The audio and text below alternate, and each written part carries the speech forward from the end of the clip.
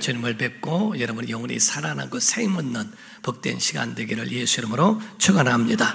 자, 성경과 복음의 핵심이라고 하는 거는요, 하나님 창조하시고 예수님 구원하시고 성령님 우리를 보호하시고 인도하시는 겁니다.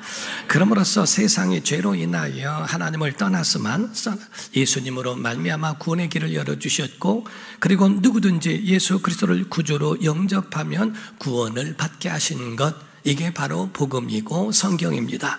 사랑하는 성도 여러분, 하나님께서 예수 그리스도를 통하여 십자가상에서 구원을 이루시고 한순간에 다 세상을 닫아버리실 수 있지만은, 그러나 이 세상을 보존하게 하신 이유는 더 많은 영혼이 구원을 받게 하려 하시는 하나님의 마음이 있기 때문이라고 성경은 말합니다. 디모데전서 2장 4절을 말씀을 합니다. 시작. 하나님은 모든 사람이 구원을 받으며 진리를 아는 데에 이르기를 원하시느니라. 아멘. 모든 사람이 구원을 받으며 라고 말씀하고 있는 것처럼 바로 진리를 아는데 이르기를 원하신다. 하나님의 마음에는 한 사람이라도 더 구원받기를 원하시는 하나님의 마음이 그 속에 있다는 거지요. 예수님이 이 땅에 오셔서 세상을 구원하시기 위하여 그 뜻을 이루셨고 교회를 세우셔서 성령님을 통하여 그 일을 이어가게 하셨다 하는 겁니다. 그래서 그러므로 교회는 예수님의 하신 일을 하는 것이 교회요, 성령님의 인도하심으로 말미암아 바로 그 능력으로 그 뜻을 저버리지 않고 나아가는 것이라고 성경은 말씀하고 있죠. 이름으로써 예수님은 교회 사역이고 교회 사역은 목양 사역으로 이루어진다는 것을 여러분이 아셔야 합니다. 하나님은 세상을 구원하셨고 이와 같이 예수님 주신 것처럼 이 세상에 교회를 하나님이 희망으로 우리에게 주셨다 하는 겁니다. 예수님은 이 땅에 계실 때에 3대 사역을 행하셨는데 마태복음 4장 23절을 보게 되면 예수께서 온 갈릴리에 두루 다니사 그들의 해당에서 가르치시며 천국 복음을 전파하시며, 자, 가르치시고 전파하셨죠. 그리고 백성의 모든 병과 모든 약한 것을 고치시니라고 말씀을 합니다. 이와 같이 3대 사역은 첫 번째로 전파하시고 곧 복음을 전파하사 예수 그리스도를 영접하여 구원을 받게 하시는 것, 생명을 살리는 일이고, 가르치셨다 곧 그들을 세우셨고 그들을 키우셨다라고 하는 말씀이고요. 모든 병과 모든 약한 것을 고치셨다, 영혼 육을 하나님께서 바로 고치시는 그 역사를 예수님을 통하여 나타내신 것이라고 말씀을 합니다. 그러므로 본문에 마태복음 9장 35절입니다. 시작. 예수께서 모든 도시와 마을에 두루 다니사 그들의 해당에서 가르치시며 천국 복음을 전파하시며 모든 병과 모든 약한 것을 고치시니라. 아멘. 같은 마태복음이지만 4장 23절과 9장 35절에 있는 말씀이 같이 또 병행하고 있다는 사실입니다. 그럼으로써 예수님의 그 3대 사역이라고 하는 것은 살리고 키우고 곧 세우고 고치는 그 일을 행하셨다라고 하는 말씀입니다. 마태복음 5장, 6장, 7장에는 산상보훈이라는 말씀을 하죠. 산상에서 설교하신 아주 보배로운 가르침을 말씀하고 있고 8장에서는 그 말씀에 대한 마무리와 이런 부분들을 행하시고, 그래서 9장에는 행동하신 그 역사를 4장과 9장에서 앞뒤에서 마치 하나님의 보배로운 가르침에 대한, 예수님의 가르침에 대한 이러한 호의와 같은 것을 보여줄 수 있더라 하는 겁니다. 마태라고 하는 사람은 신기하게도요, 그 가운데에 이 마태복음 안에서 예수님의 사역에, 가르치는 사역에 굉장히 많은 강조를 하고 있다는 사실입니다.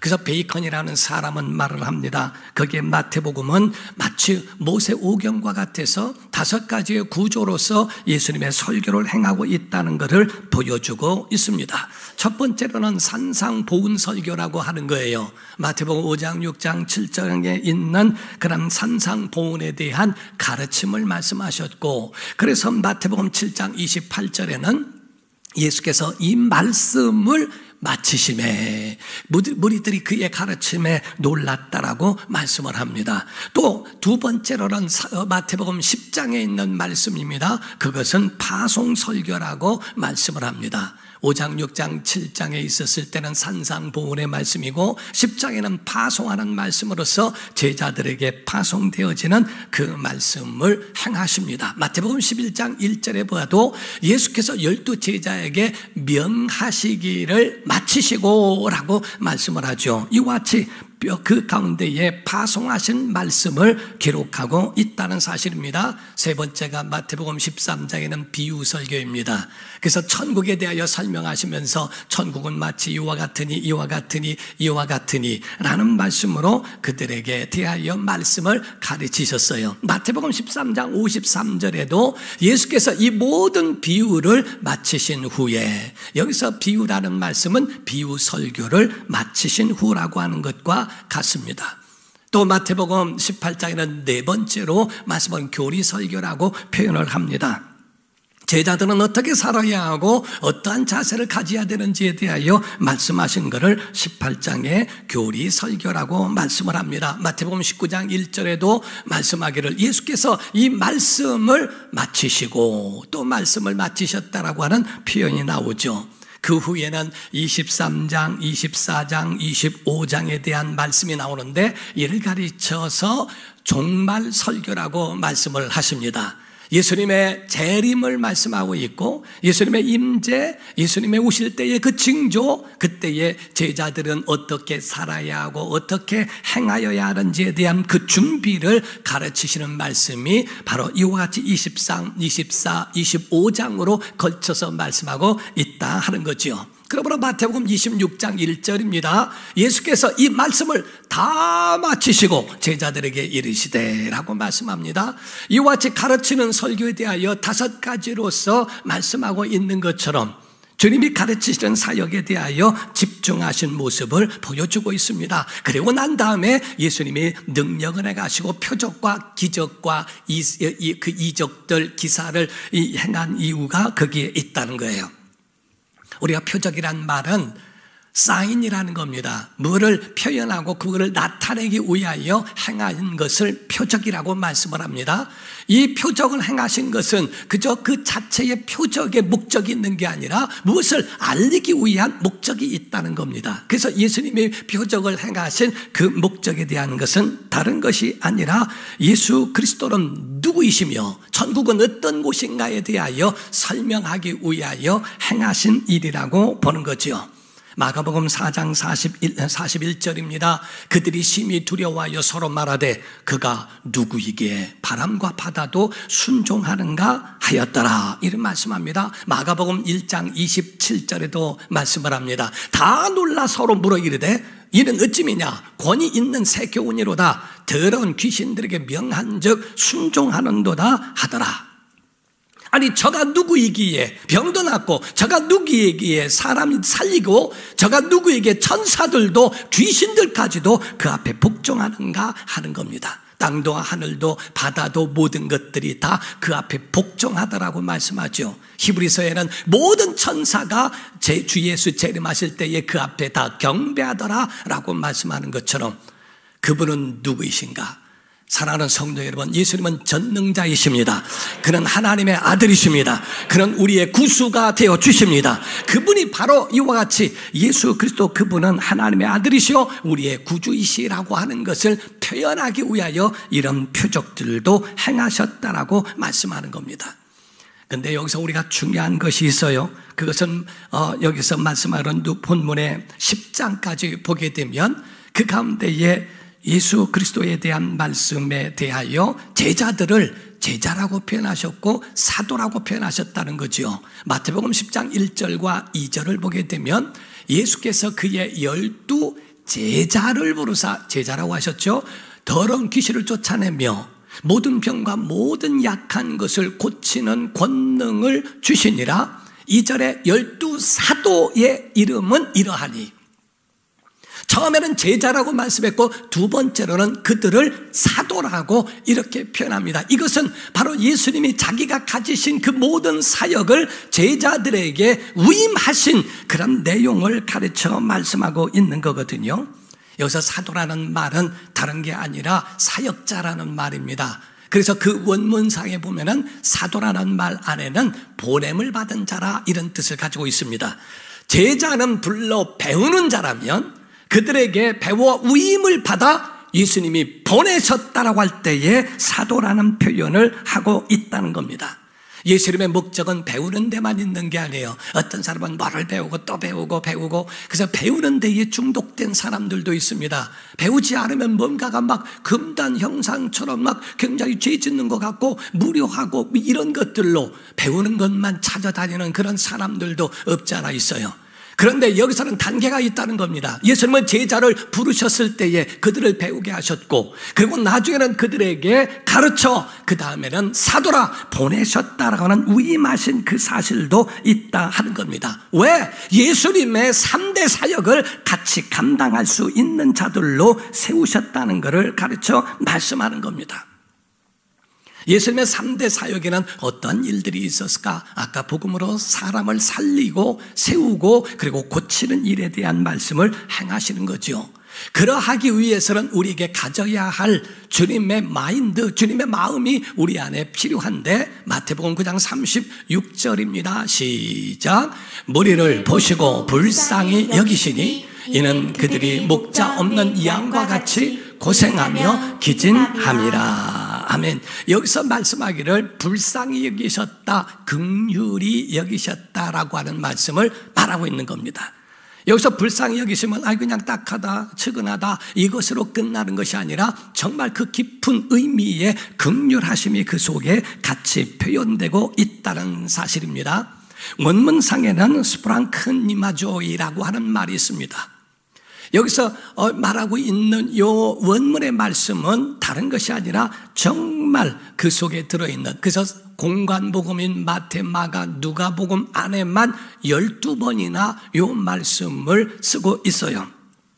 스프랑크니마조이라고 하는 말은 다른 말과 다른 정말 깊은 의미가 그 속에 들어있는데, 그 가운데에 왜 불쌍히 여기시게 되었는가라는 말씀을 구체적으로 하고 있는 것은, 첫 번째가 목자 없는 양 같고, 두 번째가 고생하며, 세 번째가 기진했다, 이런 말씀을 합니다.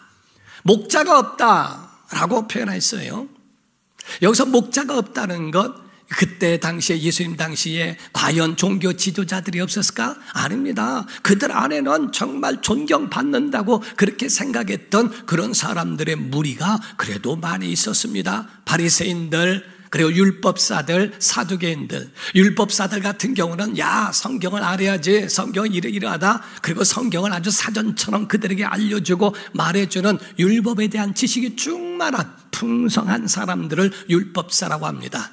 그 앞에서 듣기를 원하니까 존경받을 만한 사람이라고, 지도자라고 생각하지요. 그리고 그 가운데 그거 알기만 하면 뭐하냐, 그대로 행해야지. 그들의 파리시움이라고 해서 바리새 운동을 했던 사람들이 그 당시에 약 5,000명 정도가 있었는데, 그 바리새인들은 성경대로 행하는 율법주의자로 살아간 사람들이었습니다.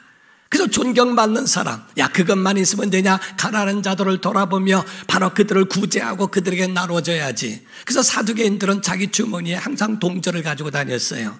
그걸 가지고 다니면서 사거리 여기에 있는 사람들 많은 데서 동전을 딱 떨어뜨립니다. 땡그랑 소리가 나면은 그 가운데에 사람들이 와서 그거를 주워서 말합니다. 주워서 날이 이게 떨어졌습니다. 쳐다도 안 보면서 너 가져 하면은 이같이 좋을 때가 없죠. 항상 사두개인 옆에는 사람들이 같이 들끓어가면서 함께 있었던 그것으로 이만하면 존경받을 만한 지도자이지, 그들이 목자라고 할 만큼 그들을 목자같이 그렇게 여기는 사람들이 없었던가? 있었다는 거죠. 그러나 예수님은 이스라엘 백성들을 과연 그들이 인도하는 것을 인정하셨는가? 그렇지 않다는 겁니다. 이런 자들이 목자라고 따르니 주님은 참으로 안타깝더라. 그래서 그들을 긍휼히 여기셨다. 그 긍휼히 여기셨다고 하는 것을 최초로 하나님의 아들을 이 땅에 보내신 것, 아들을 내어주시고, 아들은 자기 몸을 내어주사 십자가상에 자기 몸을 찢으시면서 인류를 구원하신 그 일이 바로 이와 같이 스프랑크니마조이라고 하는 그 말씀에 대한 긍휼하심이라고 표현하는 겁니다. 사랑하는 성도 여러분, 하나님 아버지의 마음, 긍휼함, 예수 그리스도의 마음, 바로 그들을 목자 없는 양 같은 그 마음을 그와 같이 표현하신 거라는 거죠. 하나님은 교회 위에 성도들에게 전능한 능력 주시기를 원하지 않습니다. 그러나 주님의 이 불쌍히 여기는 마음 있기를 원하십니다. 남편은 아내를, 아내는 남편을, 부모는 자녀를, 자녀는 부모를 불쌍히 여기는 마음. 교회적으로는 목사가 성도를 불쌍히 여기고 성도는 목회자를 불쌍히 여기는 이 마음을 우리에게 있기를 원하시더라. 남편이 얼마나 참 불쌍합니까? 힘들고 어렵고 돈 벌기 위하여 더럽고 치사해도 그래도 그 돈을 벌어야 가정을 부양하니까 아내와 자식 한번 살려보겠다고 아침에 일찍 나가서 저녁 늦게까지 수고하는 거 불쌍하지 않습니까? 아내는 그래도 살려보겠다고 가정을 살림을 꾸려가면서 애를 낳아주고 그나마 그 모든 일을 보조해가면서 살아가고 있는 아내가 불쌍하지 않습니까? 자녀를 위하여 모든 것들을 다 자기 것들을 포기하고 힘써 그들을 보살피고 있는 부모가 불쌍하지 않습니까? 바로 이와 같이 그 모든 것들이 전부가 그러하다는 거예요. 목사도 마찬가지로 성도들이 그래도 일주일 동안에 힘들고 어렵고 이리 치고 저리 치고 얻어맞고 하는 그 가운데에 교회 와서 한번 위로받겠다고 힘을 얻겠다고 교회 왔는데 정말 그들의 모습이 불쌍하지 않습니까? 안 불쌍한가? 목사도 마찬가지로 그래도 목회 한번 해보겠다고 성도들 마음을 그래도 정말 그들을 위로하고 생주기 위하여 예배를 위해서 함께하고 있는 그런 모습도 불쌍한 모습들이 아닌가. 얼마나 딱하고 참 기특할까라고 하는 거지요.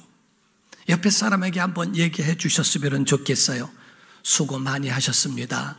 하나님이 아십니다. 이 음성이 주님의 음성 되기를 주 이름으로 축원합니다.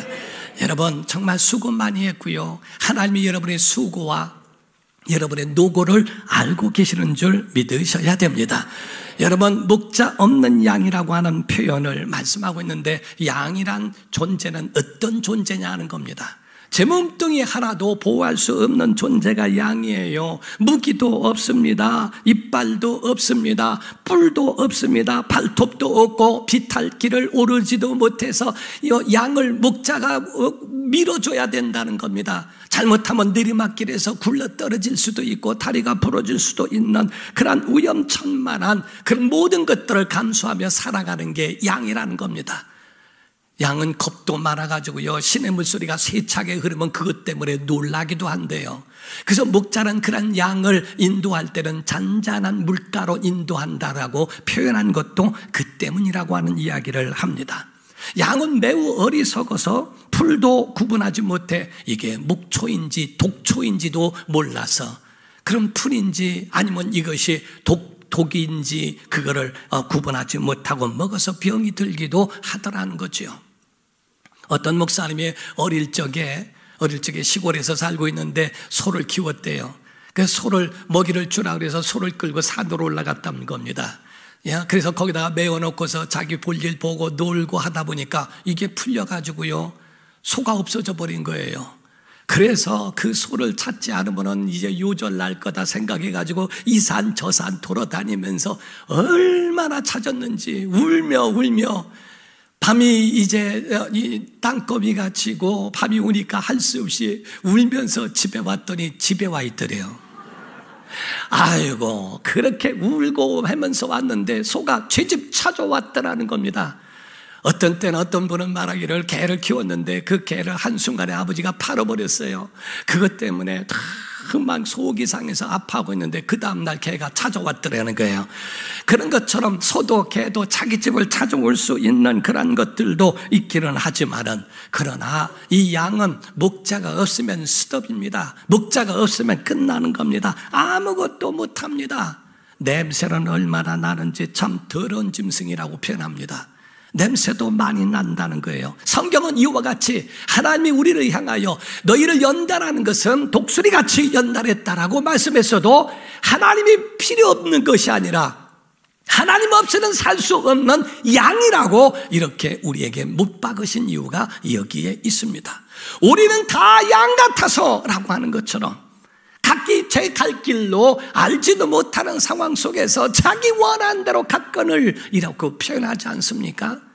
성경에 말씀하고 있는 것처럼 우리를 양이라. 시편 100편 1절에서 3절입니다. 시작. 온 땅이여 여호와께 즐거운 찬송을 부를지어다. 기쁨으로 여호와를 섬기며 노래하면서 그의 앞에 나아갈지어다.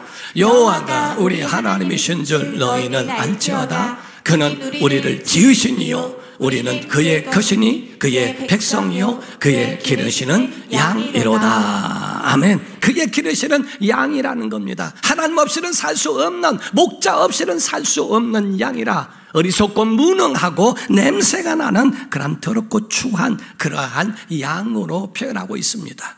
사람은요, 후벼파면 후벼팔수록 냄새납니다. 더럽고 추하다는 겁니다. 남편의 아내의 그 모든 가지고 있는 치부를 드러내면 한도 없고 끝도 없습니다. 인간이란 존재가 다 그렇습니다. 양에 있는 모습과 같다는 거예요. 조금 지나가면 그렇게 무능할 수가 없고 그렇게 어리석을 수가 없고 아무것도 못하는 그런 존재 같은 양 같은 존재가 인간이라는 겁니다. 목자가 없으면 양은 살아남지 못한다는 거예요. 목자는 독초와 이 목초를 구분해서 그에게 알려준다는 거죠. 그나마도 여러분의 영혼의 목자가, 목회자가 필요한 것은 바로 여러분들에게 독초와 목초가 무엇인지를 분별하라는 거죠. 그거를 여러분에게 나눠주는 겁니다. 사랑하는 성도 여러분, 여러분의 가치관이 하나님 가치관이 있는가? 아니면 세상적 가치관으로 잘못되고 있는가? 어떤 건 먹어야 하고 어떤 건 먹지 말아야 하는, 어떤 건 들어야 하고 어떤 건 듣지 말아야 하고 어떤 거는 가야지만은 어떤 거는 가지 말아야 하는 것들을 구분할 수 없는 이들에게 하늘 소리를 달려주게 하는 그 역할이 바로 목자의 역할이거든요. 사랑하는 성도 여러분, 목자가 여러분 안에 세상과 또 모든 사람들에게는 목자가 필요합니다. 하나님은 그에 대하여 우리에게 목자가 되어주신 줄로 믿습니다. 가시덤불에 걸리지 않도록 피하게 해줘야 되고, 맹수를 만나게 되면 이단과 사술에서부터 그들을 보호해야 되고, 어떤 때는 싸워야 하고, 평안할 때는 피리를 불어서 그 가운데에 그 모든 양들을 안심하게 만들어줘야 하는 이 목자의 역할, 이것을 가르쳐 말씀하고 있죠. 예수님 이와 같이 너에게 보여줬으니, 내가 알게 해줬으니 너희도 이와 같이 행하라. 이와 같이 너희도 목자가 되라 하는 말씀입니다. 우리가 목자에 대하여 양을 얘기할 때에 한국같이 생각하면 안 됩니다. 아침에 가서 다녀오겠습니다, 저녁에 와서 다녀왔습니다가 아니라 한 번 나가면 광야에 가서 그 가운데 여러 곳에 있는 그곳을 먹을 것이 별로 없으니까 여기저기를 다니면서 하다 보면 짧으면 3개월이고 길면 6개월까지도 양을 몰고 나갔다가 돌아오는 것이 그게 목자의 삶이라고 하는 것을 말하고 있거든요.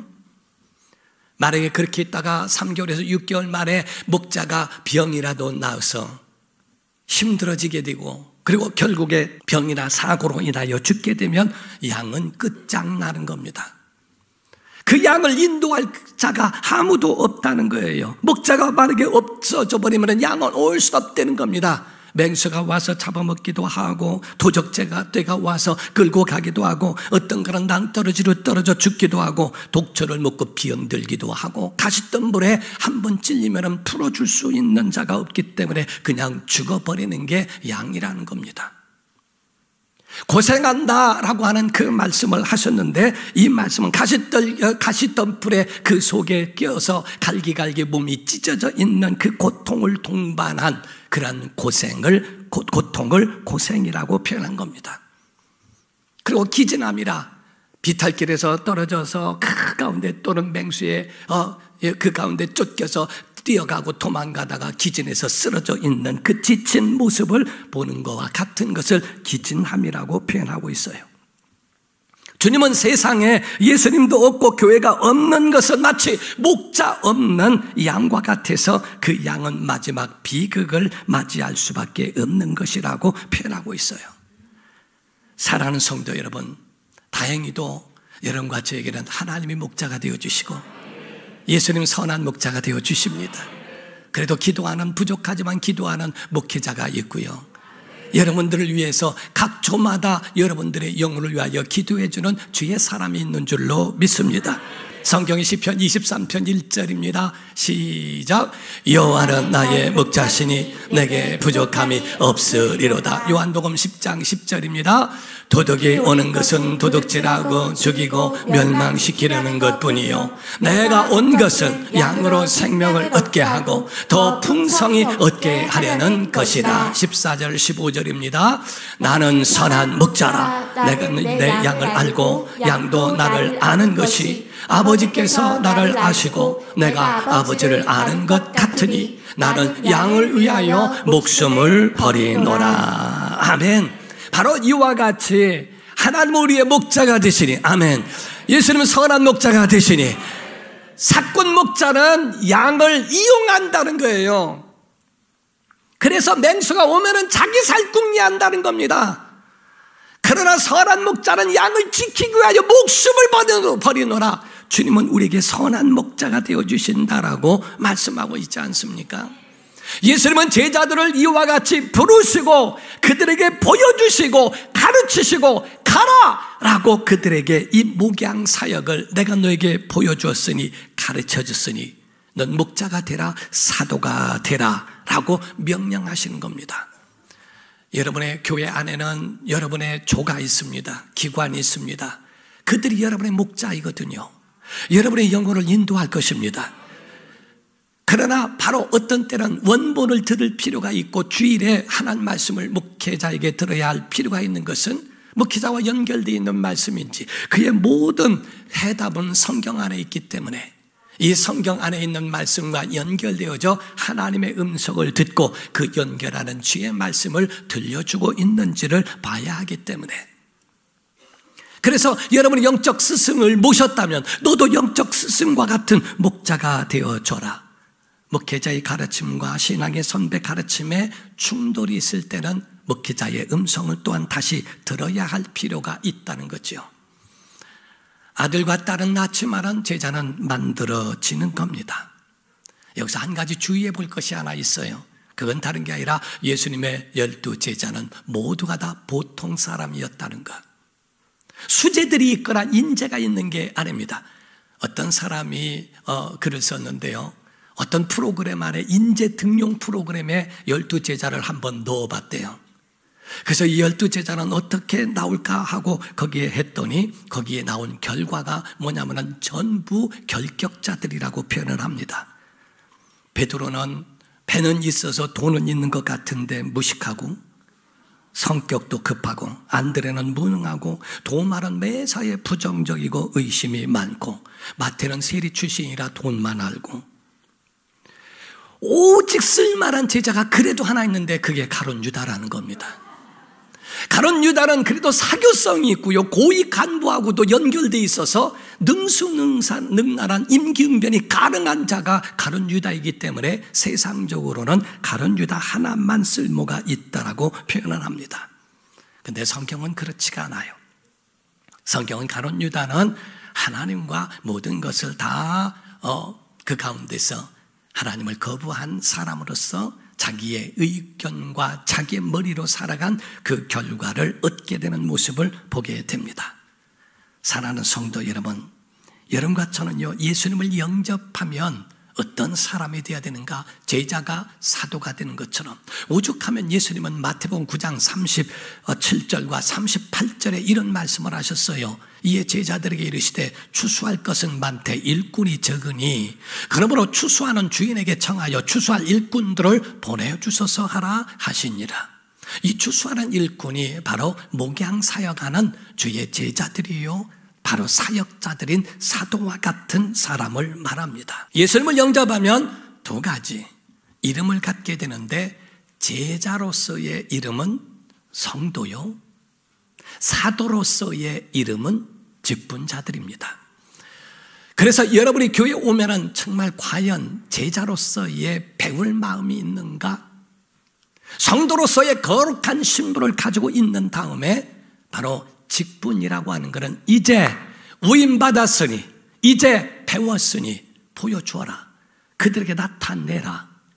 그들에게 예수 그리스도의 이 3대 사역을 너희가 목양 사역을 통하여 보여주어라. 교회 와서 일 안 하면요 편하죠. 예배만 하고 가면 얼마나 편합니까? 누구하고 부딪힐 문제도 없고 누구 때문에 울을 필요도 없죠. 목양 사역이라고 하는 것은 그렇지 않습니다. 남을 위하여 울어줘야 하고 남의 아픔을 같이 나눠야 하고 그들과 함께 한다는 것이 이게 쉬운 일은 아니라는 거지요. 살리고 키우고 고치는 사역, 이 목양 사역을 주님은 행하라 하셔서 직분도 그들에게 주신 것과 같습니다. 사랑하는 성도 여러분, 우리 주님은 우리에게 위임하셨어요. 마태복음 10장 1절입니다. 시작. 예수께서 그의 12 제자를 부르사 더러운 귀신을 쫓아내며 모든 병과 모든 약한 것을 고치는 권능을 주시니라. 여러분 모두가 다 이와 같은 능력이 있기를 주 이름으로 축원합니다. 바로 주님의 말씀과 같이 우리도 받은 은혜가 있으니 나타낼 수 있도록. 자, 아멘 한번 해봅시다. 용서받았으니 용서하고, 사랑받았으니 사랑하고, 치유받았으니 치유하고, 구원받았으니 구원하는 자 되기를 주 이름으로 축원합니다. 기도하겠습니다. 이 시간에 다 같이 통성으로 기도할 때 하나님 제자 되게 하시고 사도가 되게 하소서. 우리에게 맡겨주신 이 일을 감당하도록 역사해 주옵소서.